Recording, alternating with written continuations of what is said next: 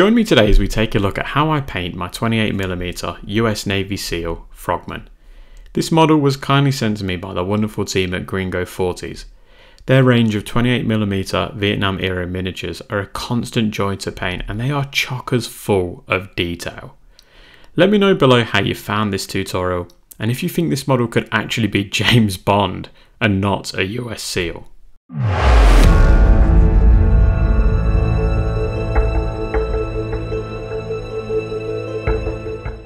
During the Vietnam War, the US Navy SEALs, initially known as Frogmen from the Underwater Demolition Teams, or UDTs, were heavily involved in special operations. The term Frogmen was used due to their amphibious nature and expertise in underwater demolition and reconnaissance. These elite units were the predecessors of today's US Navy SEALs and were instrumental in developing tactics for unconventional warfare, which included direct action, special reconnaissance, and counter-guerrilla warfare. The SEALs' operations in Vietnam were diverse and often highly classified, involving ambushes, raids, intelligence gathering, and other direct action missions. They were known for their ability to operate in small teams, which allowed for flexibility and stealth in the dense jungles and ravine environments of Vietnam. Their effectiveness in these roles earned them a formidable reputation amongst their enemies. The US Navy SEALs were involved in numerous battles and operations during the Vietnam War, often characterized by their unconventional warfare tactics and the element of surprise. One notable operation was the Battle of Bin Ba in 1969, where the SEALs, alongside Australian forces, engaged in intense urban combat to retake the village from the North Vietnamese forces. The SEALs' effectiveness in these engagements was significant, with a relatively small number of SEAL casualties, but accounting for a large number of confirmed Viet Cong killed. Their actions contributed to the overall war effort and left a lasting impact on special operations tactics and strategies around the world. So we want to paint a US Navy SEAL. The best place you're going to be able to find those is Gringo40s, especially if you're trying to paint them in 28mm obviously. Now Gringo40s are superb figures, and these were kindly sent to me by Jed over at Gringos40s, a huge supporter of the channel, so thank you so much for these, Jed. They are an absolute pleasure to paint.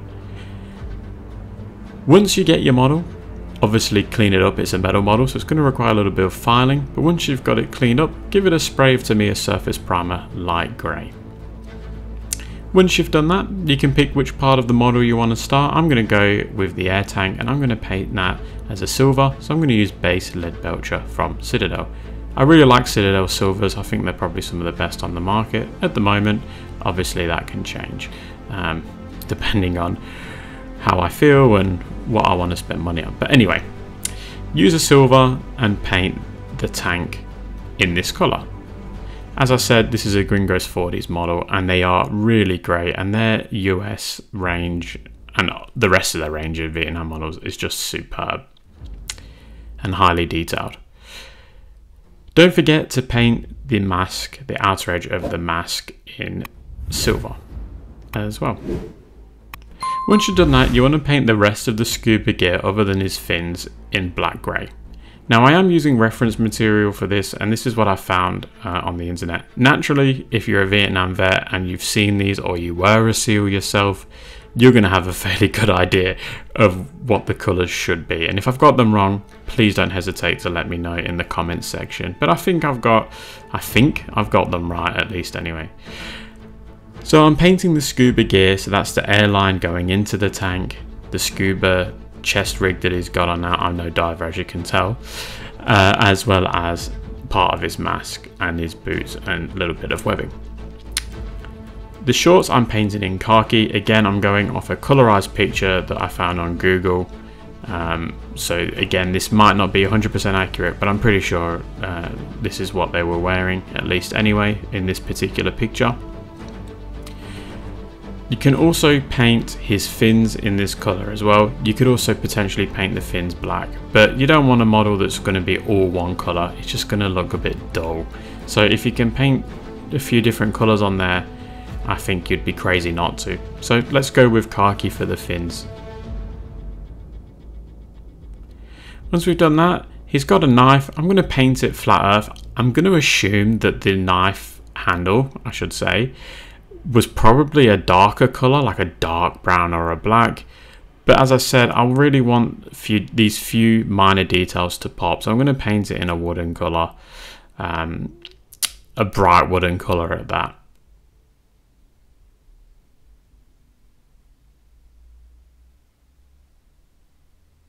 Once we've got that done, he's also wearing some sort of watch. I'm not sure if they had some sort of device that would tell him how deep they're going at this particular time period, so I'm assuming it's just an ordinary watch, and I'm going to paint the leather of that in German camo medium brown.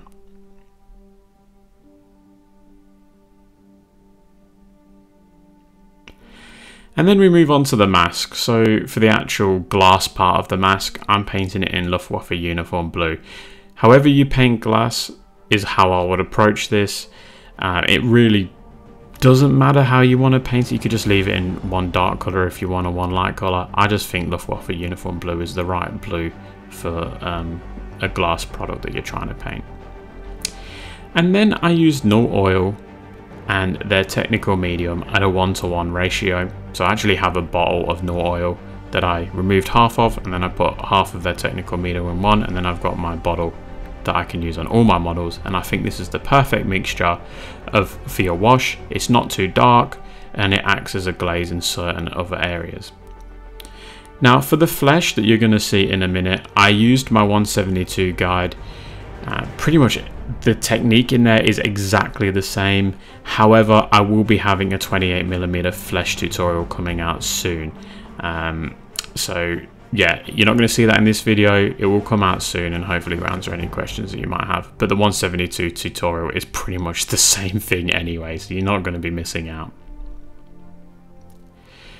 Now it's all about going over our base colors.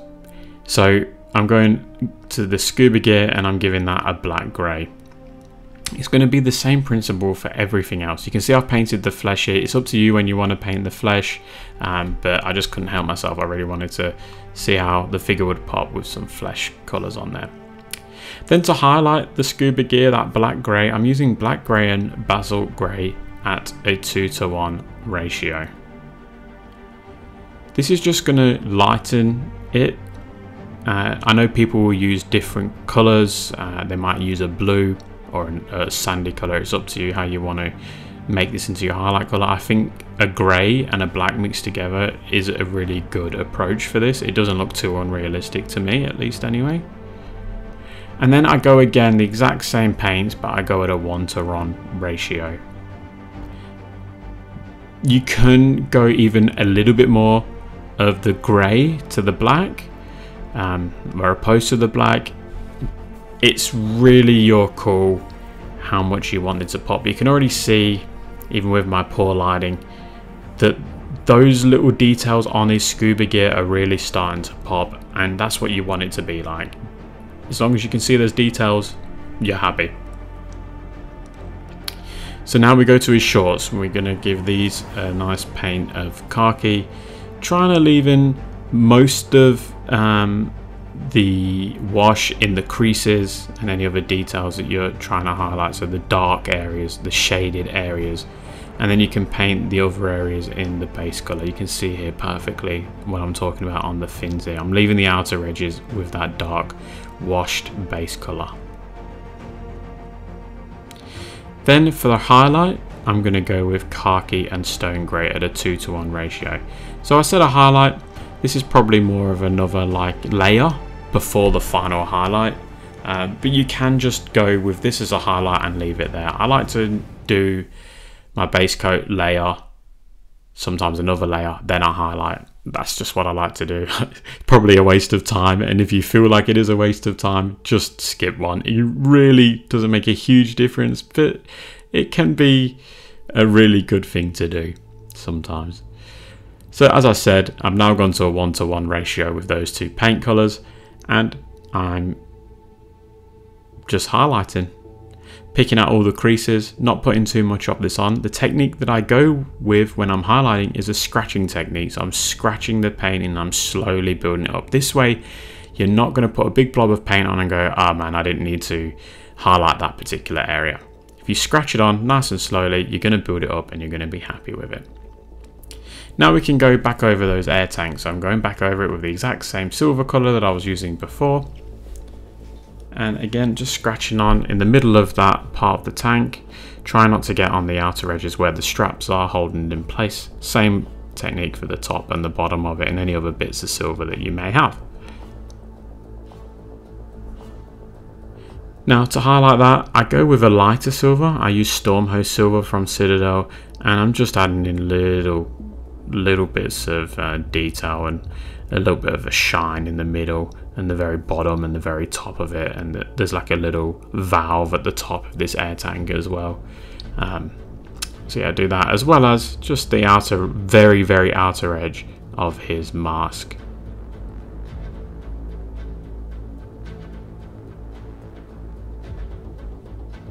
So now we can go to that watch, and I'm using German camo medium brown again. There is actually a lot of detail in this strap, which is just credit to Gringo40s. So try and capture that detail, but leave the creases and the recesses in that dark base color. Then go with German camo orange brown at a 1:1 ratio to highlight. Sorry, my poor camera angle here probably isn't the best for this, but it's literally just the outer edges and the very middle of the strap that I'm highlighting here. And then if you wanted to be really crazy, which why wouldn't you want to be, use orange brown for a final highlight. And that's literally just with this strap, a line here, a line there, you're done. And yeah, try not to make a mistake like I just did.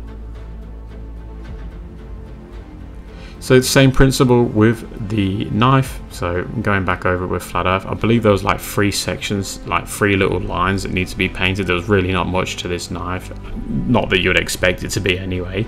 So just 3 little blobs there. Highlight those 3 lines with flat earth and orange brown at a 1:1 ratio. This is literally like, I'm talking like a line or like a thick line, but leaving that base color that we've just put on just a bit wider.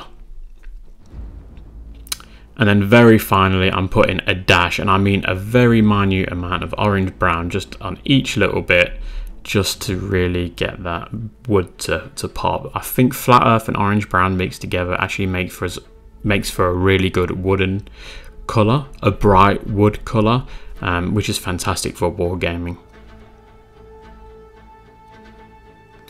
Now for the glass, I use Luftwaffe uniform blue, as I said before, and you can see that I'm painting 9/10 of it, and I'm leaving that dark base color on the very outer edge of the mask.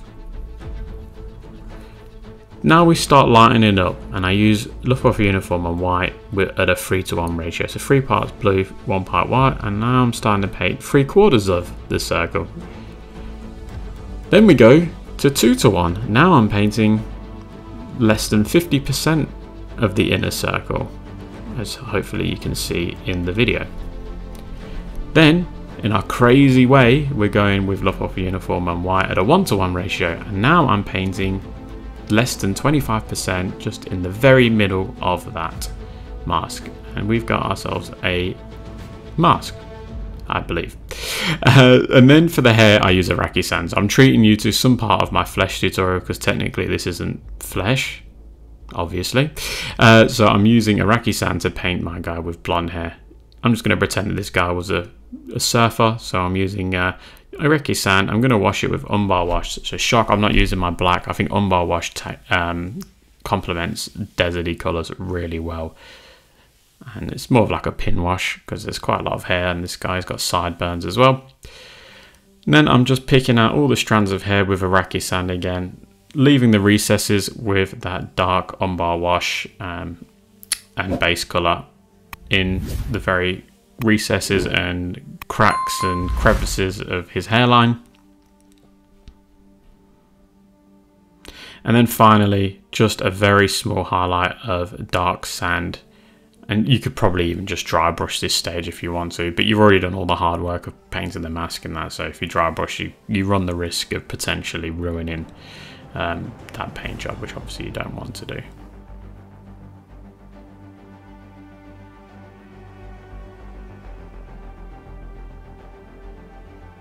And then there we go, we have got ourselves a Navy SEAL, and bonus, we've got ourselves an extra Navy SEAL next to him. The technique's the same as my other Vietnam videos from Gringo40s, so go and check those out if you haven't.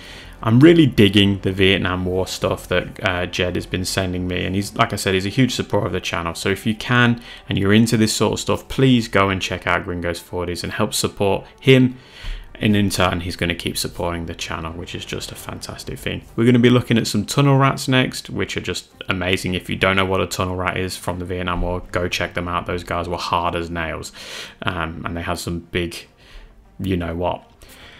Other than that, I'm probably going to end it here. Huge thank you goes out to my Patrons and YouTube channel members, again, as well as Gringos40s. You guys are just absolutely amazing, and none of this could be done without your support. If you're new here, please do like and subscribe. It really does help. And don't forget to hit the like button if you're an existing watcher. It really does help the YouTube algorithm. Other than that, I'm going to leave it here again, and I will catch you at the next one. Bye.